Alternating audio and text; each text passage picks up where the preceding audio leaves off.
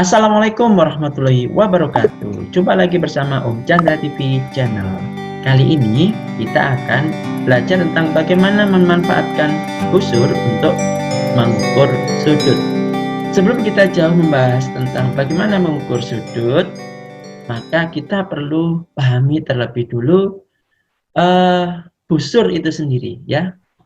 Beberapa bentuk busur yang dijual di sekitar kita ini yang tidak saya sarankan untuk dibeli atau digunakan oleh anak-anak sekolah dasar, ini menurut pengalaman saya sih, karena biasanya mereka malah kesulitan menggunakan busur-busur tersebut ketika mereka mengerjakan soal-soal tentang sudut. Michan Collection, link toko ada di bagian deskripsi video ini. Silakan ditengok ya.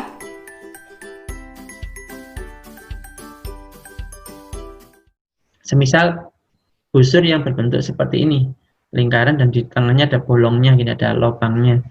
Agak kesulitan karena ketika gambarnya itu terlalu kecil sehingga tidak ada garis bantu untuk melihat itu mengarah ke angka berapa gitu ya, angka derajat berapa, itu agak kesulitan. Ini juga bolong, ini agak susah. Ataupun yang model seperti ini agak susah juga karena di sini garis bantunya hanya ada untuk 0 derajat dan 10 derajat. Nah, tengah-tengahnya ini loh nggak ada. Atau misalkan kayak 25 derajat. Ini juga garis bantunya hanya ada di sini nih. Ini 25 derajat ada di sini. Sedangkan di sini nggak ada. Di bagian dalam sini nggak ada. Nah, ini agak kesulitan anak-anak kalau gambarnya kecil ya. Bisa sih dengan cara dibantu pakai penggaris gitu ya. Dengan cara diteruskan gambarnya dipanjangkan gitu bisa. Tapi ya agak ribet dikit. Nah, oleh karena itu yang saya sarankan busur yang digunakan adalah yang berbentuk seperti ini. Nah, ini yang menurut saya ideal lah untuk anak-anak.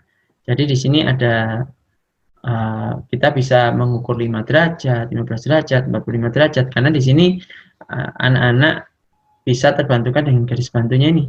Nah, ada garis bantunya di bagian dalamnya. Itu sih, tapi ini tergantung selera ya, terserah. Nah, sebelum kita menggunakan busur ini untuk mengukur sudut, perlu kita pahami terlebih dulu beberapa istilah berikut ini. Dalam sudut dikenal dengan istilah kaki sudut pertama dan kaki sudut yang kedua. Kita tahu bahwa sudut itu dibentuk dari pertemuan garis lurus di satu titik, ya, pertemuan dua garis lurus di satu titik.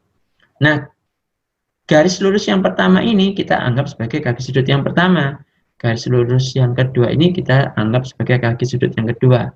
Atau kebalikannya ya, kalau ini kaki sudut yang pertama, berarti ini kaki sudut yang kedua. Nah, pertemuannya ini, titik ini, inilah yang dimaksud dengan titik sudut. Sedangkan sudut itu adalah area yang dibentuk di bagian dalam pertemuan antara kaki sudut pertama dan kaki sudut kedua di satu titik ini. Ini adalah sudut. Nah, sedangkan di busur itu juga ada istilah-istilah ya yang perlu kita sepakati bersama, yaitu di bagian dalamnya ini, di bagian tengah ini disebut titik pusat busur ya. Titik pusat busur ini nanti yang akan kita letakkan tepat di atasnya tepat di atas titik sudut ya. Titik pusat busur, ini titik pusat busur. Kemudian garis 0 derajat bagian dalam dan garis 0 derajat di bagian luar. Ini yang perlu kita sepakati bersama tentang istilah-istilah yang akan kita gunakan nanti waktu mengukur sudut. Oke, kita lanjut langsung.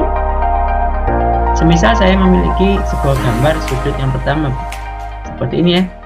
Oke, ingat ini adalah titik sudut. Titik sudut, ini kaki sudut yang pertama dan ini kaki sudut yang kedua. Nah, sekarang kaki sudut yang pertama ini harus kita letakkan persis ya di garis 0 derajat.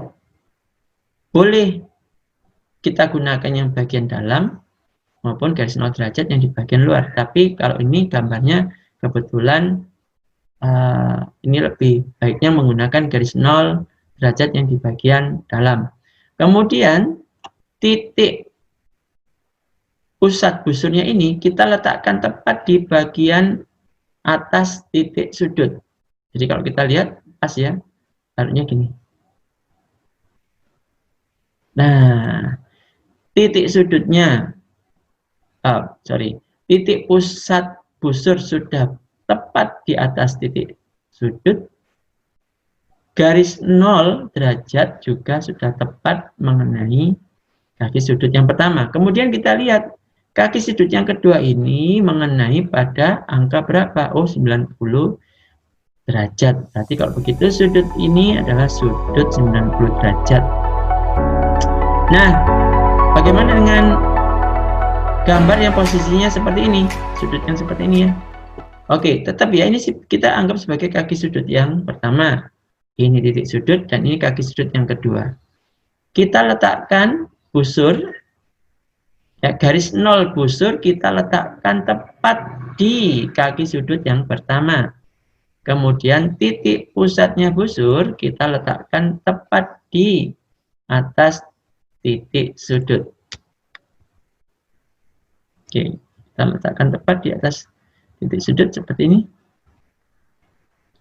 Nah, kemudian kita lihat kaki sudut yang kedua ini menunjuk ke angka berapa? Oh, 40 derajat. Kenapa kok yang dilihat 40 derajat ini bukan hasilnya 140? Ini kan ada angka 140.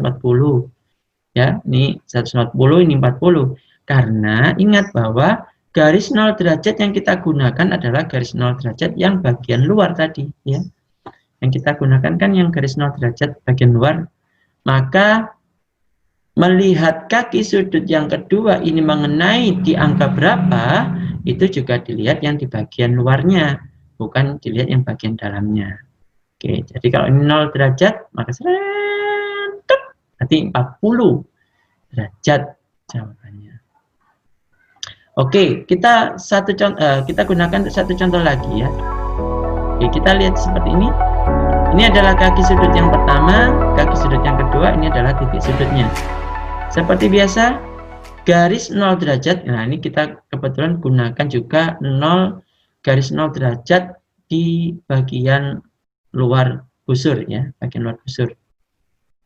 Bagian tepi busur. Ya. Ini kita letakkan tepat garis 0 derajat pada kaki sudut yang pertama. Kemudian kita geser sedemikian rupa sehingga titik pusat busur mengenai tepat di atas titik sudut. Oke, kalau sudah tepat berhenti. Lalu kita lihat kalau sudah kaki sudut pertama mengenai garis 0, titik pusat busur sudah mengenai titik sudut, kita lihat kaki sudut yang kedua ini menunjuk ke angka berapa? Oke, kira-kira jawabannya ini apakah berapa ini? 45, 55, atau 135, atau 145 menurut kalian? Nah, kita lihat terlebih dulu. Ingat bahwa tadi yang digunakan adalah garis 0 derajat yang di bagian tepi, bagian luar. Ya, ini ya. Bukan garis 0 derajat yang ini. Tapi 0 derajat yang sebelah luar, bukan bagian dalam. Kita lihat di bagian luar. Berarti kalau gitu arahnya ke atas. Kita lihat terus kemana ini. Berhentinya mengenai manakah kaki sudut kedua tadi? Nah, kalau kita lihat urutannya 120, 130, nah berarti kalau begitu ini menunjuk tepat pada 135 derajat.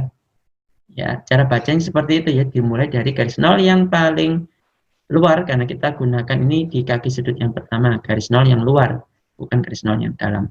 Dilihat, kemudian kaki sudut yang kedua mengenai di angka berapa? 135. Maka sudut ini adalah 135 derajat. Oke, satu kali contoh lagi ya. Oke, misalkan ini. Yang bawah ini aja dah. Ini kira-kira sudut berapa ya? Garis 0 kita letakkan tepat persis di kaki sudut yang pertama. Ini kita anggap kaki sudut pertama ya. Ini kaki sudut yang kedua, ini titik sudutnya. Garis 0 yang kita gunakan, nah ini kebetulan menggunakan garis 0 yang di bagian dalam. Ya, garis 0 yang bagian dalam. Kemudian titik pusat busur kita letakkan tepat di atas titik sudut. Nah, titik pusat busur kita letakkan tepat di atas titik sudut. Oke, pas. Nah, kalau sudah pas, kaki sudut sudah di garis 0 derajat, kemudian titik pusat busur sudah letaknya tepat di atas titik sudut, kita lihat kaki sudut yang kedua ini menunjuk ke angka berapa. Nah, di sini jawabannya berapa yuk?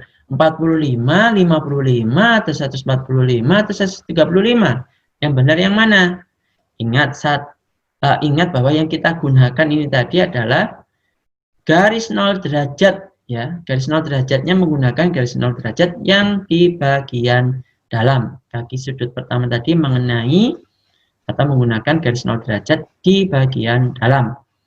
Oleh karena itu kita lihatnya begini, 0, 10, 20, 30, 40, 50, 60, 70, 80, 90, dan seterusnya 130, kemudian berarti di sini adalah 135.